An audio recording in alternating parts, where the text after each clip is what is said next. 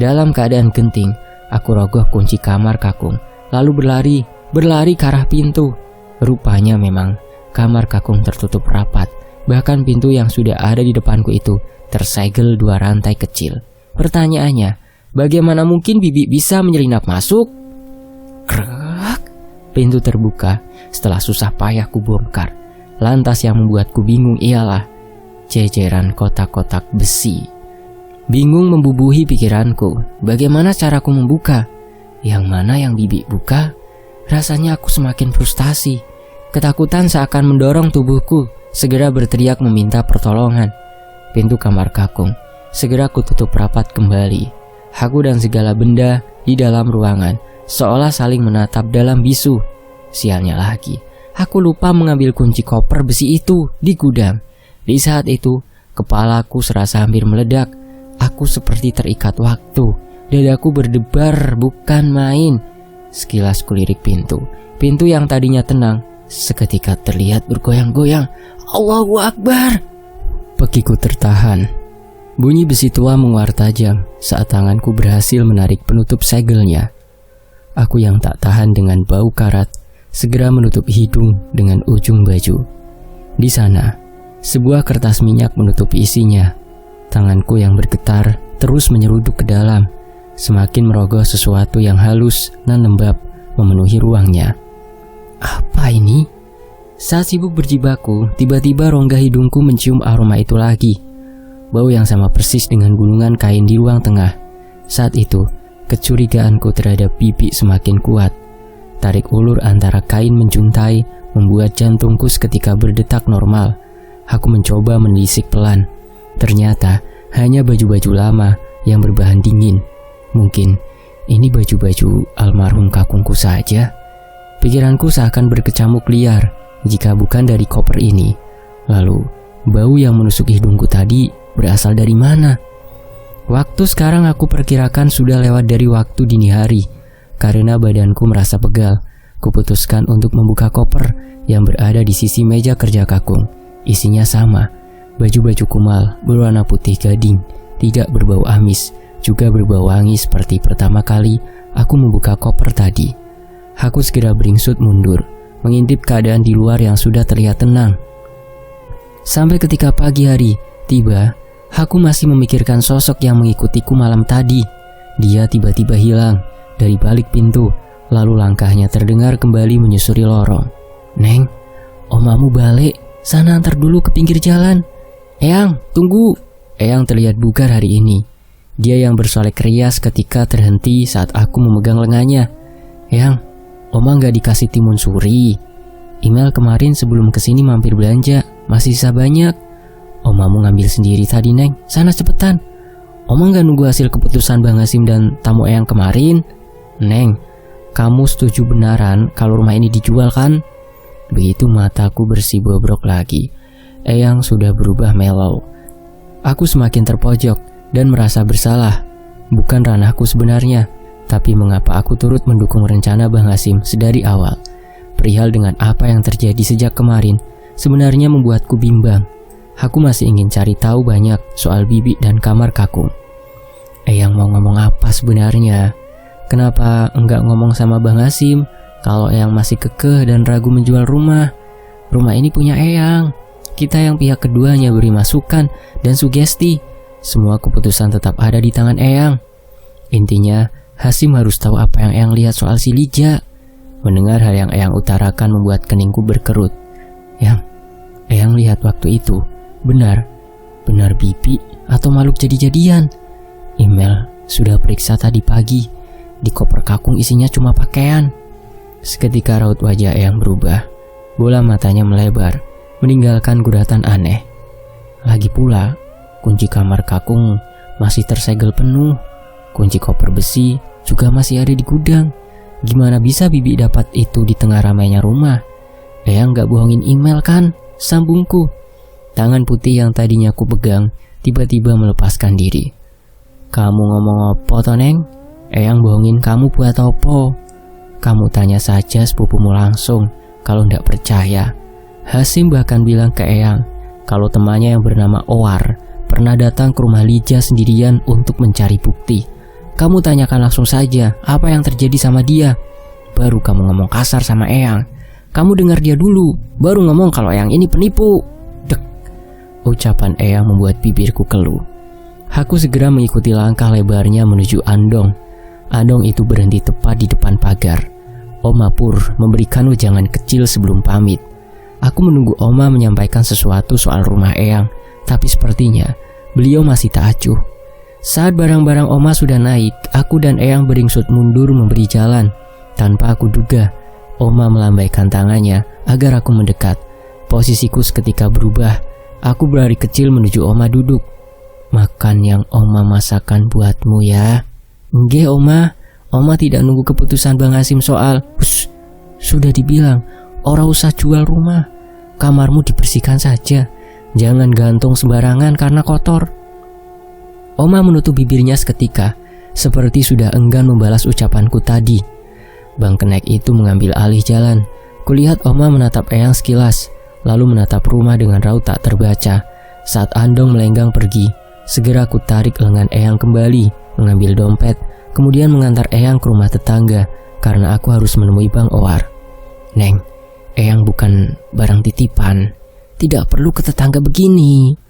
Kalau siang, rumah wis tenang-tenang saja.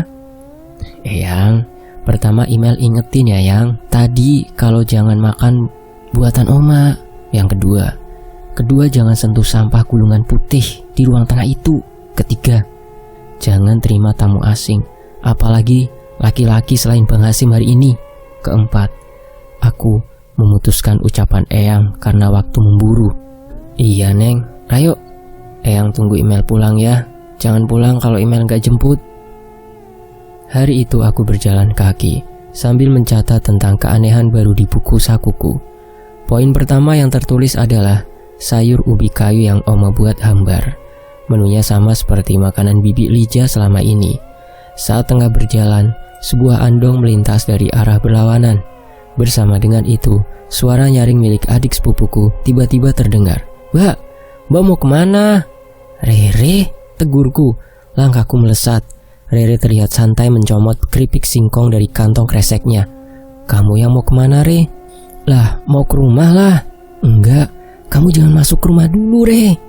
Kamu ke rumah yang pagar bambu dekat masjid, depan warung Bik Tuti, yang ada di sana. Sebelum Mbak balik, kalian jangan masuk ke rumah dulu, paham? Oke Mbak, tapi bayarin andongku dulu nih. Rere nanti ganti beras setengah karung ya, buah pala, mangga, dan kue krip. Nih Kang, sekalian upah ngangkut barang-barangnya, titip di balai-balai warung dekat masjid dulu ya. Aku menyodorkan 2 lembar uang tunai karena memburu waktu. Rere hanya melirikku tenang sebelum aku kembali meluruskan langkah. Aku sampai ke tempat tujuan sekitar pukul 8 lebih 20 menit. Rupanya Bang Hasim dan kawannya tengah duduk di beranda bengkel Bang Owar. Ramai mereka berbincang, membuat Bang Hasim tak sadar atas kedatanganku. Aku tak begitu peduli suasana. Telingaku sibuk menguping pembicaraan Andi dengan beberapa orang lain. Jadi, pukul berapa mobil jenazah si Bagas sampai rumah kemarin kok? Suratnya ada di mana? Innalillah, Bagas. Bayangan lelaki yang menari-nari di pikiranku sepanjang malam tiba-tiba tertuju pada lelaki asing itu. Lelaki yang datang ke rumah malam tadi adalah arwah. Mel, astaga, kamu gak apa-apa? Bang, lelaki dewasa bertumbuh tinggi itu tiba-tiba datang saat aku masih mematung di bibir pintu. Firasatku benar-benar nyata. Dia tahu isi pikiran kita dari awal. Makanya dia bisa membolak-balikan fakta. Dia tidak akan berhenti ingin membunuh sebagai bentuk pembalasan dendam atas tragedi masa lalu. Bang Owar bergumam kecil saat melihatku linglung.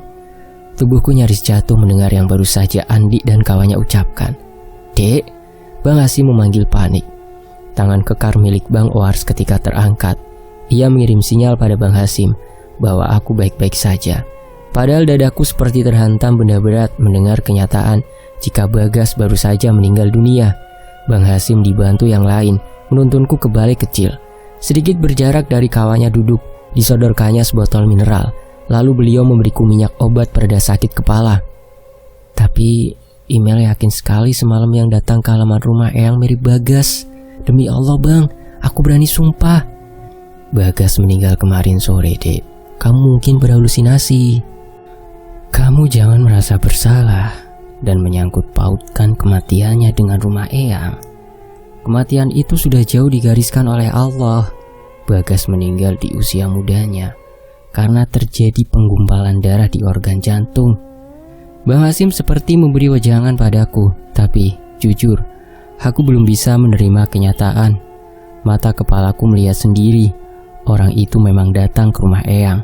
Tapi, tadi kawan abang bilang, kalau sepulang dari rumah Eyang malam itu, dia sudah dikirim ke balai kesehatan. Berarti gara-gara rumah Eyang dia meninggal dunia? Sesaat Bang Hasim membantuku bersandar di dinding bambu. Lalu ia pun melanjutkan. Bagas sudah lama sering mengeluh soal sakitnya. Dia bahkan sudah menulis surat untuk jaga-jaga jika dia lebih dulu berpulang sebelum mendengar vonis dari mantri. Nanti kita baca sama-sama suratnya. Tunggu kawanku balik Magelang. Kapan bang? Belum bisa kupastikan dek. Rumah Eyang apa udah dibeli orang? Sepertinya calon pembeli nolak dek. Abang juga nunggu dia ngirim surat klarifikasi. Sampai hari ini belum juga dibalas. Sabar ya. Jadi yang dilihat email waktu di teras rumah itu ada yang senyum, ternyata itu adalah sosok Bagas. Sementara Bang Owar, lelaki itu terlihat sibuk melepas mur penyetel rem belakang menggunakan kunci ring setelah menyodorkan obat padaku. Sesekali ia melirik ke arahku dengan wajah penuh keingintahuan, lalu kembali fokus bergulat dengan oli dan kunci. Astaga, kok bisa gitu? Mungkin karena Oma masang harga tinggi. Tuturnya berbisik. Bang, Oma seperti nyembunyiin sesuatu juga. Email curiga. Detektif aja yang udah banyak bukti masih takut menuduh orang, Mel. Abang harus tinggal di sana supaya percaya. Yang email bilang tadi itu juga itu beneran, Bang. Sumpah demi Allah, Bagas datang ke rumah Eyang tadi malam. Bibi ataupun Oma, kita jangan bikin perspektif alasan sebelum buktinya kuat. Sungut lelaki itu seraya mengambil nafas panjang. Dia mengode Bang Owar untuk mendekat. Apa Has? Bang Owar selalu menggunakan bahasa Jawa kental jika berbicara dengan Bang Hasim. Minta tolong, manut, maunya sepupuku ini ya Bang. Aku masih ada kerjaan sampai bulan 10. Proyekku yang kemarin diperpanjang karena motong hari cuti pas lebaran, kata Bang Hasim. Bang Owar melempar senyum tipis ke arahku. Oke, sepertinya banyak yang harus dikerjakan. Tapi kembali lagi, saya bukan dukun Has. Saya hanya bisa nolong dikit. Selebihnya kembalikan pada Sang Khalik. Oke, titip ya Bang. Bersama dengan itu, suara bariton dari bibir pintu membuat Bang Hasim bergegas. Aku bertemu Bang Hasim terakhir hari itu selama waktu panjang. Beliau pamit, mengajakku takdim, lalu menyusul kawannya menuju kota, lalu lanjut ke Sukabumi. Jadi Bang Owar pernah ke rumah Eyang pas kami semua pulang kampung? Bang Owar mengusap tangan menggunakan handuk. Iya, di sana ada yang bilang kalau kamu sakit. Jadi sehabis dari situ, aku berinisiatif untuk ke Deman Loak sendiri. Kenapa Bang? Bukannya dulu tidak ada yang aneh di rumah Bibi? Saat nama bibiku sebut-sebut, lelaki berjenggot tipis itu malah menelan saliva. Ingat makanan dulu yang kamu makan di rumah itu? Di rumah Bibi Bang, tanyaku kembali. Lantas ia mengangguk.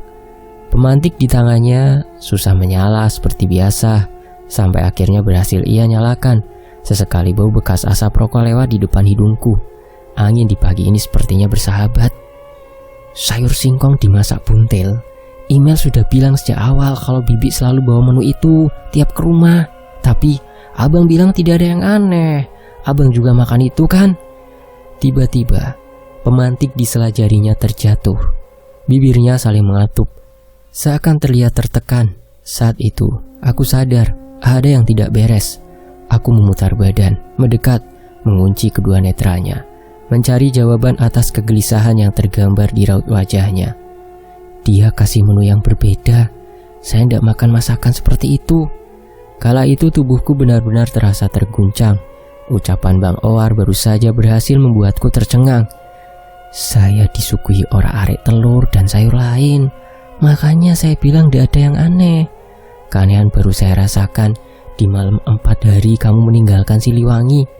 Saya diikuti seperti anak gadis yang nempelin saya selama jalan dari teman doa. Dia bilang semua orang akan mati seperti dirinya kalau makan sayur buntel. Sabrina, anaknya Bibi. Baru kali itu saya dipepet demit, Mel. Dia menempel terus karena ingin tahu kabarmu. Entah apa maksud dari semua itu. Untuk apa Bibi berbuat begitu? Selama ini Bibi baik-baik saja. Kalau mau membunuh, pasti Eyang sudah lama mati. Ya itu tugasnya kamu buat cari tahu, Mel. Saya cuma ngasih saran satu saja. Kalau berhadapan dengan target, hatimu harus pura-pura percaya dan bersih dari rasa curiga. Ingat, peliharaannya bisa menembus masuk ke hati dan urat nadimu. Dia tahu saat kamu berbohong atau saat kamu sedang melakukan sesuatu untuk menyelidikinya. Hidup seperti biasanya saja. Kita lihat sampai di mana dia mampu memperbaikan nyawa orang-orang. Abang yakin Bibi Lija adalah pelaku teror itu? Kamu masih ragu, Mel? Iya, karena saudara Eyang juga menyuruhku makan dengan menu yang sama. Ada raut nanar di wajah dingin Bang Owar. Mungkin dia ikut terkejut dengan apa yang baru saja kusampaikan.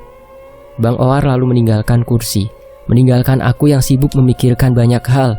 Lantas ia berjalan masuk ke bilik kecil. Mungkin bilik itu dijadikan olehnya tempat istirahat. Saat keluar, tangannya sudah penuh dengan barang, spidol, kertas, juga segelas kopi. Lelaki itu menggores sesuatu di permukaan kertas tanpa bicara panjang. Aku dituntun untuk menyimak. Cukup lama kami saling berdiam sebelum tangannya terhenti. Itu gambar denah rumah Eyang? Iya, saya sempat perhatikan dulu, Mel. Sekarang kamu jelaskan posisi dia sering muncul. Waktu apa dia berubah jadi pocong? Kapan dia berubah jadi manusia bermukna? Aku seakan dipaksa mengulangi ingatan. Segera aku seruput sisa air, lalu mulai menjelaskan satu persatu. Sebisa mungkin tak ada yang terlewat. Pertama kali datang ke Siliwangi hari itu, banyak orang. Ada Oma, ada Pak D, ada kerabat Eyang yang belum aku kenal. Sabrina juga Bibi Lija datang. Rumah Eyang ramai, tidak ada tanda-tanda angker. Hanya saja, memang di awal aku sudah disambut dengan suara tadarus. 3 hari kemudian waktu Eyang pulang dari masjid selesai sholat maghrib sekitar jam 7. Eyang lihat sosok itu lagi sholat. Katanya lekuk badannya mirip Imel. Sekitar jam 10 malam dia muncul lagi. Kata Eyang, gangguan dari dulu sudah ada, tapi Eyang pikir itu cuma almarhum kakung yang usil. Sosok itu paling sering muncul di tengah malam kalau alarm tahajud bunyi. Rere pernah sakit dan alarm itu sengaja dimatikan sama Eyang, Bang.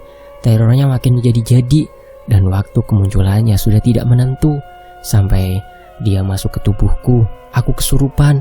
Aku mimpi jadi jenazah, disolatkan, dibaringkan di ruang tengah, dikafani dan diangkat, ingin dibawa pergi, Bang. Sampai hari ini aku juga sering berhalusinasi. Kadang aku saat bercermin, aku seperti masih dililit kain kawan. Wajah ini berantakan, dan itu yang semakin membuatku frustasi, Bang. Bang Owar seperti menyimak sebuah radio yang terputar dari mulutku. Sepanjang bicara tak ku dengar dia berkomentar. Artinya lelaki itu sangat fokus. Masa bodoh, nyambung atau tidak, yang penting ku beritahu. Lalu munculnya di mana saja, Mel? Tanyanya. Kertas bons ketika bergeser kemari. Aku dengan gesit menunjukkan posisi sosok itu sewaktu menampakkan diri. Dinding kamar, di mukun aku, di lorong, di atas lemari, dan di jendela. Juga sekali pernah nyamar jadi Eyang tidur di kamar kakungku. Ada yang lain lagi sebagai petunjuk, Mel? Nanti Mel perlihatkan buku catatan, Bang. Juga surat dari Pak D yang isinya gambar jenazah korban tragedi Pondok TI. Tapi tulisannya dimakan rayap jadi gak jelas.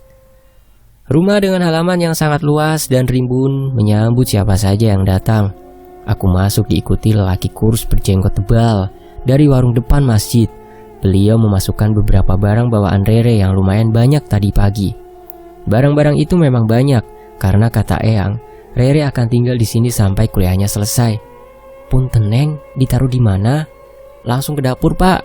Pintu yang sudah terbuka lebar menuntunku ke kamar tidur. Sementara lelaki tua itu memindahkan barang-barang ke dalam dapur. Aku berjalan menuju lemari, memasukkan 2 pasang baju yang aku lipat subuh tadi. Tak lupa, aku ke kamar Eyang, menyimpan sepasang baju, terusan, dan kacamata rantai di kantong laci. Posisi saat itu, aku masih di kamar, sementara lelaki itu mengambil karung beras di luar sana. "Neng, beras ini taruh di mana lagi?" tanyanya saat kembali. "Taruh di sini saja," sahutku menunjuk sudut kursi sembari beranjak menyibak kain gorden. Mataku yang tak sengaja melirik lantai. Ada banyak bekas tanah, seperti kain terseret sehabis terendam tanah liat. "Pak, Eyangku masih di sana?" "Tidak, Neng. Eyangmu datang waktu Neng masuk kamar. Tadi kami ngobrol soal adikmu yang sekarat. Kasihan Eyangmu, Neng. Kalau adikmu mati, jangan sampai kamu ninggalin dia sendiri di sini. Nanti kamu ora kebagian," katanya. Begitu selang beberapa menit kemudian, mataku tiba-tiba menangkap keberadaan Eyang yang sedang berjalan di luar pagar menuju ke sini. Rere juga ikut di belakangnya. Baju mereka masih sama dengan yang tadi pagi. "Pak, itu Eyang dan adikku baru menuju ke sini."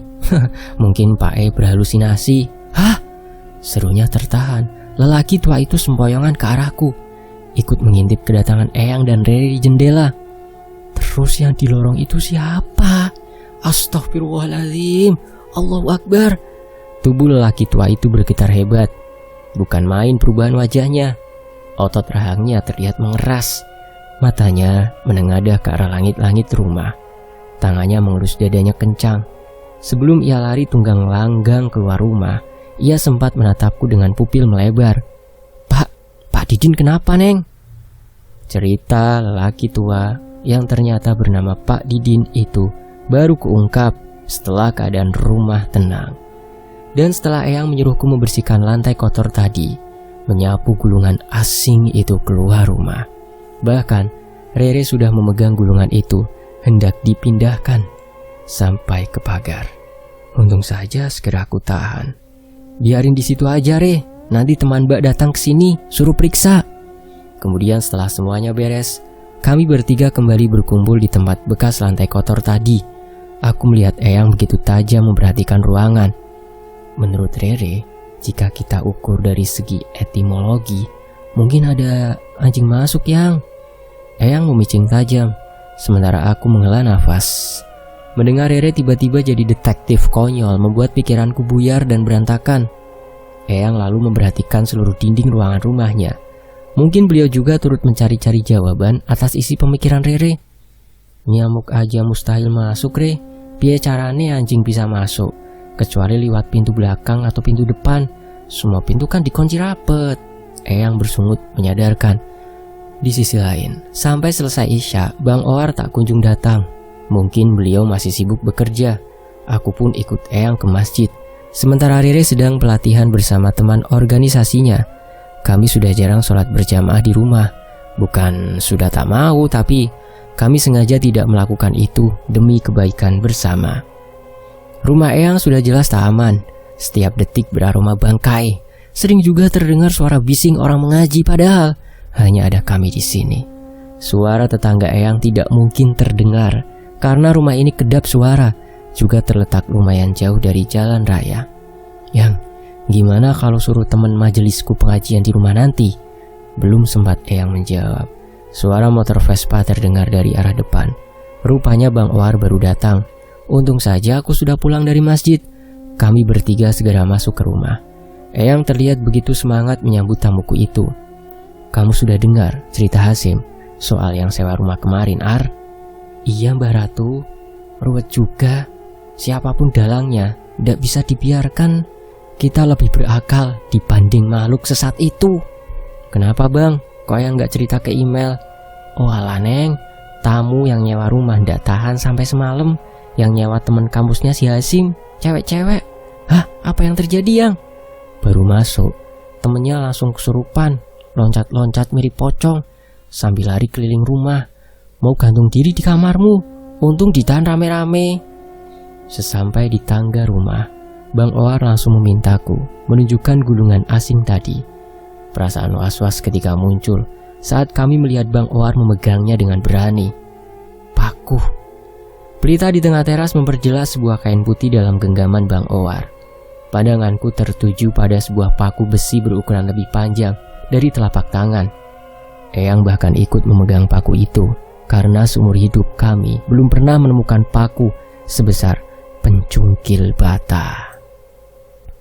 Paku ini seperti di leher jenazah itu. Imel yakin dia mati karena tertusuk paku seperti ini. Niatku ingin bergegas masuk mencari amplop milik Pak D, lalu hendak kutunjukkan pada Bang Owar. Tiba-tiba mataku kembali melihat sosok manusia berjalan di tengah rumput halaman. Tadinya muncul dari batas pagar, mirip seperti sosok kemarin malam, kawan Bang Hasim. Kali ini mataku terkunci pada gerakannya. Ia seperti menunjukku sekilas, lalu melototiku tajam. Nyaris saja kaki Eyang terbentur. Anak tangga yang bisa dihitung jari itu terasa sangat panjang saat lengan Eyangku seret masuk. Tak peduli lagi dengan omongan orang yang katanya aku sedang berhalusinasi, karena demi Allah, di ujung halaman itu memang ada sosok yang menyerupai Bagas. Cepat sedikit, Yang. Saat itu, aku tidak tahu apakah Eyang menyadari ada yang datang atau memang beliau tidak melihatnya sama sekali. Kamu tuh kenapa, Neng? Shh. Eyang masih menengok ke belakang sembari mengeluhkan lengannya. Sementara Bang Owar hanya kebingungan, tidak juga bertanya. Untung saja lelaki itu tak banyak protes sampai aku mencapai pintu rumah. Abang pasti juga nggak percaya kalau dia itu kawan Bang Hasim. Yang kamu maksud itu ada di mana? Tanyanya terheran. Keningnya turut mengerut, sama seperti Eyang. Tidak kusangka Bang Owar juga tidak percaya denganku. Pintu segera aku kunci, lalu bergegas ke arah jendela. Kesekian kali aku ingin yakinkan mereka jika sosok Bagas memang ada di luar sana. Tidak ada siapa-siapa, Mel. Bentuk manusia yang kamu lihat cuma kotak surat. Kamu berhalusinasi. Bang Owar begitu bersungut meyakinkanku jika tidak ada yang namanya Bagas. Bagas sudah meninggal dan mustahil ada di sini. Jasadnya kemarin dipulangkan ke Bandung, dimakamkan hari itu juga. Seluruh aktivis kampus, sahabatnya, juga teman sefakultasnya ikut melayat. Hanya aku yang tak tahu. Pertanyaannya, kenapa hanya aku yang bisa melihat sosok Bagas? Malam berlarut, pertengahan bulan itu sudah masuk bulan purnama. Banyak bapak-bapak ke Kaliwengi mencari ikan, sementara kami bertiga baru selesai makan malam. Jika Rere di rumah, makan malam sering dilakukan sore hari atau ba'da maghrib. Lain kalau anak itu tidak lagi di sini. Sesuka aku dan Eyang mau makan kapan saja. Sekarang ini Bang Owar tidak mengatakan apa-apa soal Bagas. Begitu juga Eyang. Keduanya menyuruhku agar tidak sering mengingat-ingat lelaki yang bernama Bagas itu. Sudah, saya sudah bilang kalau kamu cuma berhalusinasi, Mel. Aku mana pernah bohong, Bang. Eyang juga sering lihat bayangan Rere hilang kan, Yang? Semuanya aneh dan cuma email yang sadar. Seakan-akan ucapanku hanya hembusan angin belaka. Eyang mencuci tangan di bobokan lantas beranjak. Tidak mengucap, tidak pula bergeming. Namun saat Eyang mendorong kursi hendak menjauh, aku tak sengaja mengikuti dengan ekor mata. Eyang melirik Bang Owar dengan raut kosong. Aneh. Eyang, temenin email dulu, mau cuci piring. Cerocosku pura-pura menahan. Mau lanjut ngadarus sudah lebih 107. Masih sisa banyak, bilang ya. Kecil, suara Eyang menyahut kecil sekali. Entah apa yang dibicarakannya, nyaris tak aku dengar, aku lupa. Eyang memang selalu tadarus dulu selepas makan, sebelum tidur. Aku segera membereskan meja, sementara Bang Owar izin ke kamar kecil. Piring menumpuk berpindah ke area cuci. Aku memburu waktu karena perasaanku tiba-tiba tak enak. Aku memikirkan hal yang baru saja terjadi, memikirkan sikap Eyang padaku, juga memikirkan Rere yang belum pulang. Mel, saya ke depan ya. Lelaki itu mengibaskan pemantiknya, ingin merokok. Aku hanya mengiyakan saja. Sesaat, Bang Owar melirik piring di tanganku. Mungkin terlihat menumpuk-numpuk. Ia seketika berbelok. Di belakang teras itu saja. Panggil kalau sudah beres. Iya, Bang. Anehnya lagi, lelaki itu bukan hanya terpaku pada piringku. Ia juga mematung, memperhatikanku beberapa detik.